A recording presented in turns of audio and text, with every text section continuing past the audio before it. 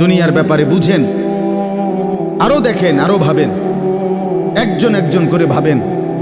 দুনিয়া আরো যদি সাজান, খোদার কসম ক্ষণিকের ক্ষণিকের ক্ষণিকের অল্প সময়ের দুনিয়া চমৎকার সাজাইয়াও তৃপ্ত হইতে পারবেন না, তৃপ্ত হইতে পারবেন। এবছর চমৎকার রং দিছেন বিল্ডিংয়ে, 2 বছরের মাথাত বিভিন্ন খান দিয়া সামরা উঠিয়া এটা আবার যে সেই, ঠিক কিনা বলেন? তা আবার রং দাও। এই সোফা চমৎকার বানাইছিল, ওই যে বার্নিশ নাই, দেখেন এই যে সোফা, এটা এই যে দেখেন, কথা বলেন না, এই সোফা এটার মধ্যে আসেনি ওন বার্নিশ, তো এটা আবার কি করতে হইব? লাভ হইল? দুনিয়া তো ধোকা, দুনিয়া ধোকা। এই সৌন্দর্যময় চেহারা নারী 30 বছরের ব্যবধানে উনি বুড়ি, আর কেউ ফিররা এদিকে ফিরা সেফও হালায় না। আজ যেই যুবতী, যেই বেহায়া নারী, বেপর্দা মহিলা বাজারে বাজারে ঘুরতো, যৌবন, আরে সেটা তার সম্পদ না, তারটা হইলে তো নিজের হইলে তো সে কখনোই বুড়া হইতো না। আল্লাহ তাআলা বলছে, আমি যখন যৌবন শেষ করে দিলাম, তো এখন আর কোন পুরুষ তার দিকে ফিররা থুতুও বালায় না। দুনিয়া এক অবস্থায় থাকে না, এক হালাতে থাকে না বাপ। এই জন্য ছেলেদেরকেও বলি, বাপ জিন্দিগি সুন্দর কর।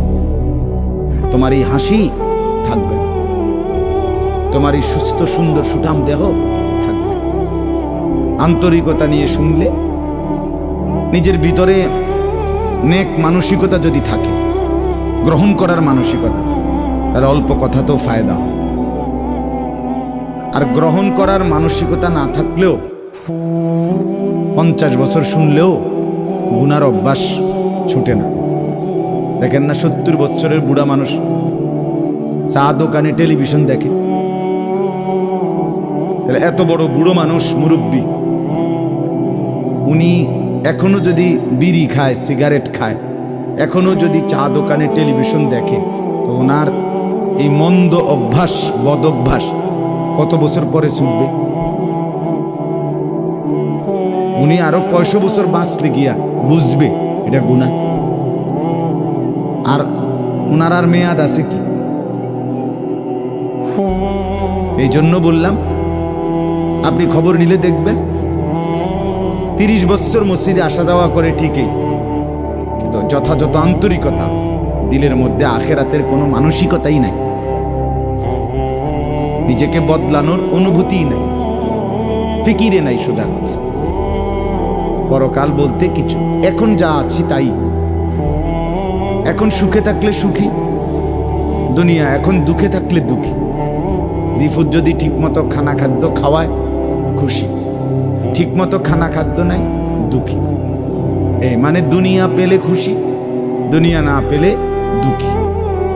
লাভ লোকসান, আয় ব্যয়, হিসাব কিতাব, সুখ আনন্দ, দুঃখ বেদনা, হাসি কান্না, আবেগ অনুভূতি, সবটাই শুধুই দুনিয়াকে কেন্দ্র।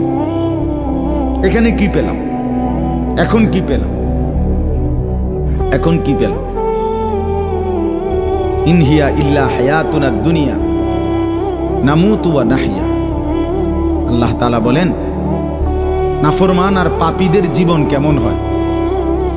কোরআনে আল্লাহ বলছেন, তাদের অবস্থা হয় এমন যে তারা বলে জীবন কেবলই দুনিয়ারটা, আর কোথাও জীবন নেই, আর কিছু নেই।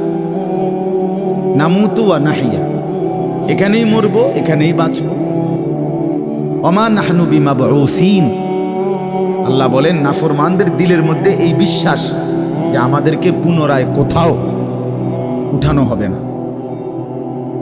আল্লাহ যে বলছেন হাসরের ময়দানে তোমাদেরকে উঠানো হবে, সুম্মা ইন্নাকুম ইয়াউমাল কিয়ামাতি তুবআসুন। আল্লাহ তাআলা বলেন, তোমাদের প্রত্যেককে কিয়ামতের দিন হাসরের মাঠে তোলা হবে। আল্লাহ বলেন, বেঈমানের দিলে এটা থাকে না। তার কথা হলো, প্রাপ্তি অপ্রাপ্তি, লাভ লোকসান, ভালো মন্দ, হাসি আনন্দ, দুনিয়া। ছেলে বিদেশ থেকে টাকা পাঠাইতেছে, খুশি। ছেলে বিদেশ থেকে টাকা টুকা ঠিক মতো দেয় না বা কামাই রোজগারি কম, জিজ্ঞাসা করবেন কেমন আছেন, কি এর বালা, আমরা আর বালা কি, হ্যাঁ কি সমস্যা কি তা চাচা, এ ফোলাগারে কত ঋণ ফিন কইরা সুদে টাকা নিয়া কিস্তিতে টাকা লইয়া বিদেশ পাঠাইছি, তে অন টাকা পয়সা পাঠায় না, আর বালা কি। তাহলে উনি দুঃখী কেন, টাকা নাই, আবার টাকা পাঠাইতেছে, মাশাআল্লাহ পান খাওয়ার স্টাইলই আলাদা,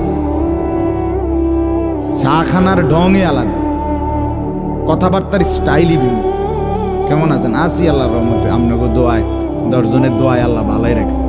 কেমনে ভালো, এতে আল্লাহর রহমতে টাকা পাঠায়, আমরা তার মা আমি আমরা মিল্লা খাইয়া পইরা ভালো আছি। তাহলে ভালো থাকে দুনিয়া, ভালো থাকলে ভালো নাই দুনিয়া, ভালো না থাকলে তো আখিরাত, কবর, মৃত্যু পরবর্তী জিন্দিগি, সের জন্য কি ব্যাপার, তার জন্য কোনো আলোচনা লাগবে না, এর জন্য কোনো কথা নাই। তাইলে কারো মধ্যে এই আলোচনা, স্বামী স্ত্রী পরস্পরের আলোচনা, এই ঘর সংসার বাজার, খাট ফার্নিচার পালং সোফা, হ্যাঁ আসবাবপত্র গহনা অলংকার, এই নিয়েই পেরেশান, এই নিয়ে জিন্দিগি এর মধ্যেই আবদ্ধ। তো আখিরাত তাহলে কার জন্য, পরকাল কার জন্য? আমরা মুসলমান, আমরাই যদি পরকাল না চিনি না বুঝি, আমাদের উচ্চারণে, আমাদের অনুভূতিতে, আমাদের আচরণে, আমাদের কথাবার্তা উঠা বসার মধ্যেই যদি পরকালের কোনো নমুনা দেখা না যায়, তো হিন্দু বৌদ্ধদের মধ্যেই দেখা যাবে। কথা উত্তর দেন। কবর হাসর আখেরাতের চিহ্ন ভেসে ওঠার কথা চালচলনে মুসলমানদের মধ্যে না কাফেরদের মধ্যে? মুসলমানদের মধ্যে। কথা তো ছিলই। আল্লাহর প্রিয় বান্দারা, অসংখ্য আল্লাহর নেক বান্দাদের জীবনে আছে, রাত্রিতে ঘুমাইতেন না, জিজ্ঞেস করতে কেন ঘুমান না, বলছে জাহান্নামের ভয় ঘুমাতে দেয়, কবরের ভয় ঘুমাইতে দেয়। হযরত আবু বকর সিদ্দিক রাদিয়াল্লাহু তাআলা আনহুর মতো সাহাবী আফসোস করে বলতেন, হায় আমি যদি একটা গাছের পাতা হতাম, আমাকে যদি একটা চতুষ্পদ জন্তু, গরু কিংবা ছাগল, সেই পাতাটা যদি খেয়ে ফেলত, অর্থাৎ আমি যদি মানুষ না হতাম। অথচ কি পরিমাণ আমলের অধিকারী ছিল। হযরত ওমর রাদিয়াল্লাহু তাআলা আনহুর চেহারা, কপালের দুই পাশ থেকে লম্বা অঝরে কান্নার কারণে দাগ পড়ে গেছিল। হযরত ওমর রাদিয়াল্লাহু তাআলা আনহুর ইন্তেকালের মুহূর্তে হযরত আব্দুল্লাহ ইবনে আব্বাস সাহাবী, তিনি বলছিলেন, আপনাকে আল্লাহ তাআলা অনেক মর্যাদা দিয়েছেন, আপনি 10.5 বছর মুসলমানদের খলিফা ছিলেন, আপনার মাধ্যমে আল্লাহ তাআলা দিক দিগন্ত মুসলমানদের বিজয় দান করছেন। কত রাজ্য, কত এলাকা আপনার এই 10 বছরে বিজয় হয়েছে। আপনার অনেক সম্মান, অনেক মর্যাদা, অনেক গুণ, অনেক বৈশিষ্ট্য। হযরত ওমর রাদিয়াল্লাহু তাআলা আনহু,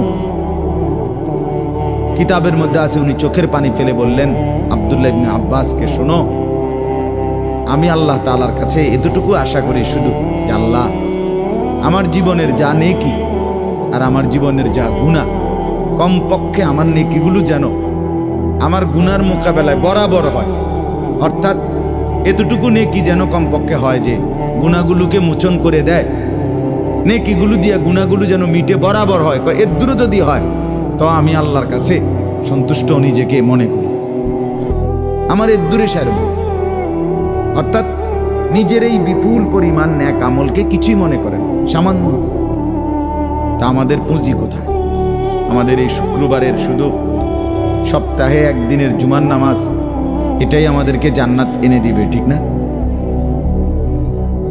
হ্যাঁ, মাঝে মধ্যে গরিব দুঃখীকে 2 টাকা 5 টাকা দিলে এতে আমাদের বেহেশত চলে আসবে, ঠিক না? তো বলেন, এজন্য বললাম আমরা প্রত্যেকে আন্তরিকতা নিয়ে ভেতরে যারা মনোযোগ দিয়ে শুনুন, দেখবেন আমার আপনার ভেতরে যদি অনুভূতি তৈরি হয়, ভাবনা তৈরি হয়, ফিকির আসে, লাভ। সবাই একসাথে হবে না, সবাই একসাথে বদলায় না, সবাই একসাথে পরিবর্তন হয় না, কারো কপালে পরিবর্তন হয়ই না, বদনসিব, কারো সময়ের ব্যবধান হয়। আমাদের প্রিয় নবী সাল্লাল্লাহু আলাইহি সাল্লামের কাছে যারা সাহাবী হয়েছেন, কালেমা পড়ছেন, তারা প্রত্যেকেই প্রথম দিনেই তো সবাই কালেমা পড়ছেন, ঠিক না? বুঝেন নাই কথা? যতজন সাহাবী হয়েছে নবীজির, সবাই একদিনেই কালেমা পড়ে ফেলছে নাকি? তাহলে সময়ের আগ পিছ আছে কিনা বলেন? কেউ প্রথম দিন কালেমা পড়ছে, কেউ 21 বছর পরে কালেমা, কেউ 22 বছর পরে কালেমা পড়ছে। তো যিনি 23 বছরের মাথায় কালেমা পড়ছে তিনিও কামিয়াব, যিনি প্রথম দিন কালেমা পড়ছে তিনিও কামিয়াব, সৌভাগ্যবান। এজন্য বুঝ আসবে, এর মধ্যে আগপিস হবে। সবাই একই দিনে জোনায়েদ বাগদাদি হবে না, সবাই একদিনে বাইজিদ বুস্তামি হবে না, সবাই একদিনে রাবেয়া বসরি হবে না, সময়ের ব্যবধান হবে, আগপিস হবে। এবং কারো কপালে হেদায়েত জুটবেই না। ইন্নাকা লা তাহদি মান আহবাবতা। আল্লাহ তাআলা আমাদের নবী সাল্লাল্লাহু আলাইহি সাল্লামকে বলছেন, আপনি খুব চাইলে, ভালোবাসলে আপনি নিজে কাউকে হেদায়েত দিতে পারবেন না, সেখানে আমি কি? কথা বলেন না? সেখানে আমাদের কোনো পাত্তা আসেনি কোনো? খুদ রাসূলকে আল্লাহ বলছেন, হে নবী আপনি চাইলে হবে না, আমি চাইতে হবে। ওয়ালাকিন্নাল্লাহা ইয়াহদি মান ইয়াশা, বরং আমি আল্লাহ যাকে চাই আমি তাকে হেদায়েত দান করি। তাহলে মূলত হেদায়েত দেয় কে? ফয়সালা কার হাতে? আমার বলা আপনার শোনা কোনোটাই মূল বিষয় না। মূল বিষয় হলো এটা একটা উসিলা ধরা, কিন্তু মূল ফয়সালা কার হাতে? ওয়ালাউলা ফাদলুল্লাহি আলাইকুম ওয়া রাহমাতুহু মাজ। এই বেটা, মোবাইল না ধরতে মানা করছি। সুন্দর করে বললে হয় না, অনেকের খাসিয়ত এতটাই যে ধমক না দিলে, কথা বুঝছেন না, এটা তার একটা তবিয়ত হয়ে গেছে। না আমারে এমনি করলে আমি বুঝতাম, আমার দমকাইতে বদ অভ্যাস। মানে জিন্দিগির একটা মিনিট লজ্জা শরম কিচ্ছুর কোনো ধার ধারে না। ছেলেরা মোবাইল ছাড়া 1 মিনিট থাকতে রাজি। এবারে মা দেখুক, নাহলে বাফে দেখুক, নাহলে হুজুর দেখুক, নাহলে একবার আব্দুল কাদের জিলানি দেখুক, আমার এত কোনো অসুবিধা নেই। আমার দরকার মোবাইল। মোবাইল আছে, আমি আছি, খালাস। আমার জিন্দিগির এবার ইজ্জত থাক বা না থাক, আমার চরিত্র থাকুক বা না থাকুক, আমার আল্লাহ খোদা আখেরাত পরকাল কিচ্ছু না থাকুক, আমার মোবাইল আছে, খালাস, আমার জিন্দিগি সার্থক। এই হলো জিন্দিগি, মানে জীবনটাই মোবাইল, মোবাইলটাই জীবন। বেঁচে আছে মোবাইল টিপবার জন্য, মোবাইল বানানো হয়েছে তার কাছে পৌঁছবার জন্য। আজ ছেলেদের হালাত, মানে বেঁচেই আছে এটার জন্য, বেঁচেই আছে। জিন্দিগিটাই এটার সাথে সম্পৃক্ত, জীবনটাই এটার সাথে। পৃথিবীতে কোনো যুগে, মনে রাখবেন এই পৃথিবীর ইতিহাস এটা, পৃথিবীতে কোনো যুগে একসাথে সম্মিলিতভাবে যুব সমাজ এত বেশি গাফেল, অকর্মণ্য, অপদার্থ কোনো যুগে হয় নাই একসাথে। এখন যেটা আগে একটা সমাজে, একটা এলাকায় বখাটে দুশ্চরিত্র একজন ছিল, দুইজন ছিল, চিহ্নিত, কথা বোঝেন নাই, চিহ্নিত হয়, তারে মানুষে চিনত, তেসু গ্রামে চুক্তি হয়তো একজন, তে একটু খারাপ, তার লগে মিশ্র না।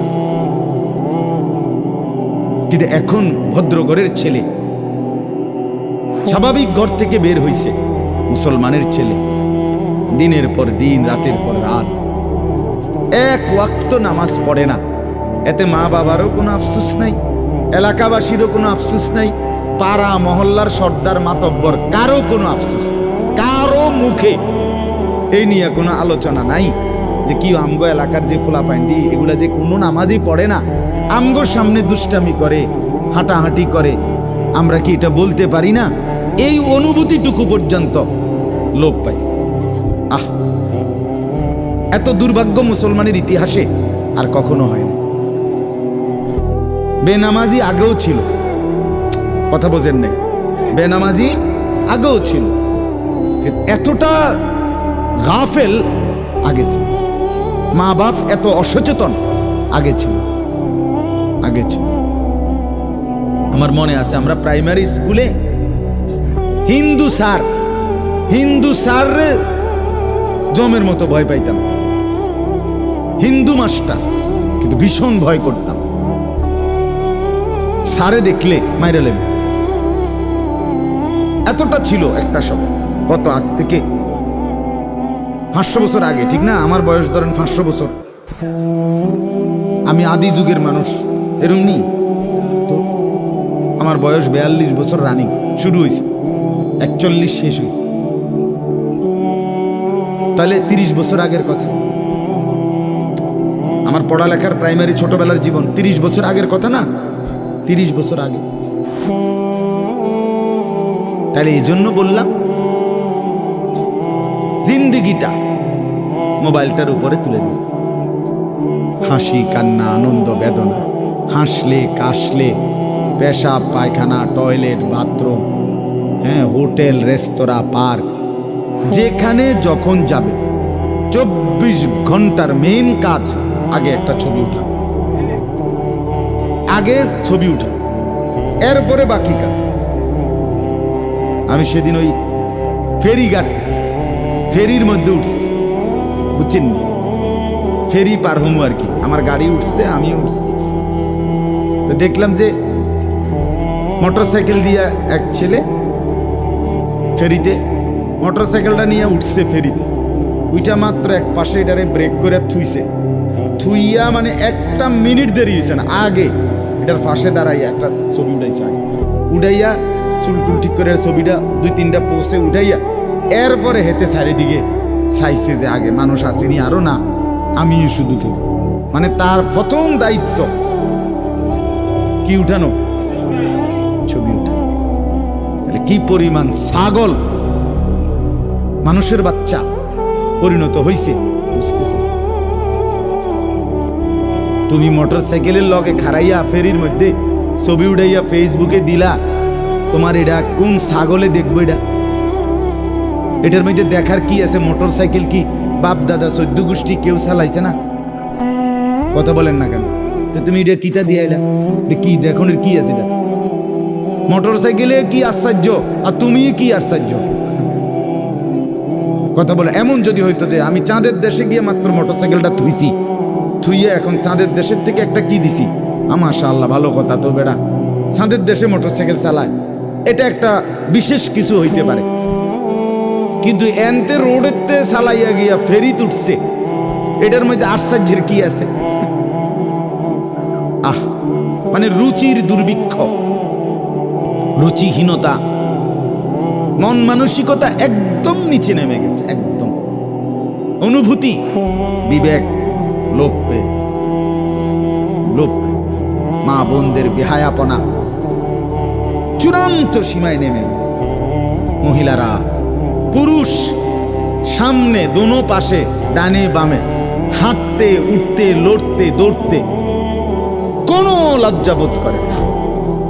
কি বেড়ার গাত লাগে না, বেডুইতের গাত লাগে না, অটোর গাত লাগে না, সিএনজির গাত, এত সময় নাই, পুরো ব্যস্ত। বাজার মার্কেটিং, দোকান কেনাকাটা, আফসোসের মানে এটাই বললাম আর কি। একসাথে সবাই, অধিকাংশ বেশিরভাগ অধপতন একসাথে মুসলমানের সমাজে 1450 বছরে আর কখনো এতটা ছিল। অল্প অল্প ছিল, অল্প অল্প, একজন দুইজন। বেপর্দা নারী, বেহায়া মহিলা, লজ্জা শরম কম, এরম বেডি ছিল একজন দুইজন, 2 গ্রামে 4 গ্রামে। কিন্তু মা বোনদের এখন বাজার আর মার্কেটিং দেখলে মনে হয় না আপনি জিগাইয়ের খবর লইতে বোঝে আপনি বাইক থাকেন কোন টাইমে, সপ্তাহে কোন দিন আপনি বাড়িতে থাকেন কখন আপনি টের। আপনি শনিবারও দেখবেন এবারে বাজারে, রবিবার, সোমবার, মঙ্গলবার, বুধবার, বৃহস্পতিবার, শুক্রবার, শীত, গরম, রোদ, বৃষ্টি, বান, তুফান, ঘূর্ণিঝড়, টর্নেডো, সাইক্লোন, সিডর, মহামারী, করোনা, আরো যদি কিছু থাকে, উনি মার্কেটে যাবে, বাজারে যাবে। আফসুসের আফসুসের ব্যাপার, আফসুসের ব্যাপার। আমরা অতিরিক্ত আত্মবিস্মৃত জাতি হিসেবে পরিগণিত হচ্ছি। তো বলতেছি ইনশাআল্লাহ, আমি এই কথাগুলো বললাম, অর্থ হলো আমরা বেফিকির হয়ে গেছি। মুসলমানের সবচেয়ে বড় সম্পদ, এক মুমিনের সবচেয়ে বড় সম্পদ, আল্লাহ নবী সাল্লাল্লাহু আলাইহি সাল্লাম 23 বছরে সাহাবায়ে কেরামের জীবন এবং দিল অন্তরে আখিরাতকে বসায় দিয়েছেন। তারা যেন 24 ঘন্টা রাতে কিংবা দিনে, হাঁটতে কিংবা বসতে, ঘরে কিংবা বাহিরে, আখিরাতকে সামনে নিয়েই জীবনটা সাজাইছে, জীবনটা সাজাইছে। কোরআনুল কারীমের শুরুতে আছে সূরা বাকারার মধ্যে আল্লাহ তাআলা বলেন, অবিল আখিরাতি হুম ইউকিনুন। মুত্তাকি বান্দা কারা? কোরআন থেকে হেদায়েত পাবে কারা? কোরআন বুঝবে কারা? আল্লাহর পক্ষ থেকে হেদায়েত পাবে কারা? আল্লাহ বলেন এই গুণ যাদের, তাদের মধ্যে একটা হলো যারা আখিরাতের ব্যাপারে ইয়াকিন রাখে। ইয়াকিন শুধু বিশ্বাস না, বিশ্বাসটা একদম দিলের মধ্যে ইয়াকিন। আগুন জ্বালাইয়া ফেলে, এটা শুধু আমাদের ধারণা না, এটা আমাদের ইয়াকিন। ঠিক কিনা বলেন না? পানি ডুবাইয়া ফেলে, এটা আমরা শুধু ধারণা করছি না, বিষয়টা আমাদের এটার মধ্যে দিলের মধ্যে কি আছে? ইয়াকিন আছে। বরফের মধ্যে ঠান্ডা লাগে, এটা আমাদের ধারণা না, এটা আমাদের কি? ইয়াকিন। তার চাইতে বেশি ইয়াকিন আল্লাহ বলে যার অন্তরের মধ্যে আখিরাতের ব্যাপারে, সে মুত্তাকি, সে আমি আল্লাহর পক্ষ থেকে হেদায়েত প্রাপ্ত, সেই সফল, সেই জান্নাতি। ইয়াকিন পর্যায়ে থাকতে মানে 1 সেকেন্ড আমি যদি দুঃখে পড়তে পড়তে পড়তে জীবনের কোনো চাওয়া পাওয়া পূরণ নাও হয়, কিচ্ছু জীবনের আশা, কত সময় কত কিছু চাইছি, কিছুই পূর্ণ হইল না, খোদার কসম তবুও বিশ্বাস করতে হবে আল্লাহই সত্য, আখিরাতই সত্য। আবার পেতে পেতে আমি যদি গোটা দুনিয়াও পেয়ে যাই, তবুও আমাকে বিশ্বাস করতে হবে এটা স্থায়ী না, এটা কিছুক্ষণের, আমার আল্লাহই সত্য, আখিরাতই সত্য। যার কারণে সাহাবায়ে কেরামের মধ্যে যারা প্রচন্ড গরিব ছিলেন, ওনারাও শতভাগ বন্দিগি করছেন। সাহাবায়ে কেরামের মধ্যে যারা ভীষণ ধনী ছিলেন, তারাও শতভাগ বন্দিগি করছেন। হযরত ওসমান রাদিয়াল্লাহু তাআলা আনহু ধনী ছিলেন। হযরত আব্দুর রহমান ইবনে আউফ রাদিয়াল্লাহু তাআলা আনহু অনেক বড় ধনী ছিলেন। 100 উট ওই জামানায়, নবীজির জামানায়, নবীজির ইন্তেকালের পরে এক সালানে 100 উট বোঝাই মাল হযরত আব্দুর রহমান ইবনে আউফের মদিনার বাজারে সালান ঢুকতো, পাইকারি মাল আসতো 100 উটে করে। সেই যুগে, আজ থেকে 1300 বছর 1400 বছর আগে, আপনি বলেন তো কি পরিমাণ ধনী ছিলেন তিনি। একদিন শুধু হযরত আয়েশা রাদিয়াল্লাহু তাআলা আনহা, নবীজির স্ত্রী, বলছিলেন, আব্দুর রহমান, তোমার এই বিপুল মাল, এগুলার হিসাব দিতে দিতে তুমি তো হাসরের ময়দানে ফুল সেরাত পার হতে গিয়া তোমার কোমর বাঁকা হয়ে যাবে। আমরা কিতাবে পড়ছি সাহাবী আব্দুর রহমান ইবনে আউফ, ওনার উট 100 উটের মাল মদিনার বাজারে পাইকারি চালান নামাইতেছিল। তখন উনি এই সময় শুনছে এই কথাটা ওনার কানে আসছে, সাথে সাথে সবাইকে ডেকে বলছে, ব্যবসায়ীদেরকে, বাজারের লোকদেরকে, তোমরা সবাই সাক্ষী থাকো। আমি আব্দুর রহমান আল্লাহকে কসম করে সাক্ষী রেখে বললাম, এই 100 উট বোঝাই মাল সহ আমি আল্লাহর রাস্তায় সদকা করে দিই। বিনিময়ে তবুও আমি কিয়ামতের দিন আখিরাতে ফুলসিরাত বাঁকা হয়ে পার হইতে চাই না, সোজা হইয়া পার হইতে চাই। আখিরাত হারাইতে চাই, পরকাল হারাইতে চাই না। দুনিয়া হারাই ফেললাম, দুনিয়া হারিয়ে ফেললাম। দুনিয়ায় কোনো লস নাই, কারণ দুনিয়া পুরাটাই লস। আলগা লস আবার কি থাকে? কথা বুঝেন নাই আপনি? দুনিয়া পুরাটাই কি আলগা লস কি? বিশ্বাস করে 500 টাকা জাগাত লস খাইলাম না রে মিয়া, দুনিয়া পুরাটাই লস। সোফা এটা পুরাটাই লস, কারণ এটা কোনো আখিরাতে যাবে না। কথা বলেন না কেন? এই দামি বিল্ডিং এটা পুরাটাই লস, এটা যাবে না, এটা যাবে। কিন্তু সেজদা পুরাটাই লাভ। এটা একটা সেজদা দুনিয়াতেও কল্যাণ আনবে, আখিরাতেও জান্নাত আনবে।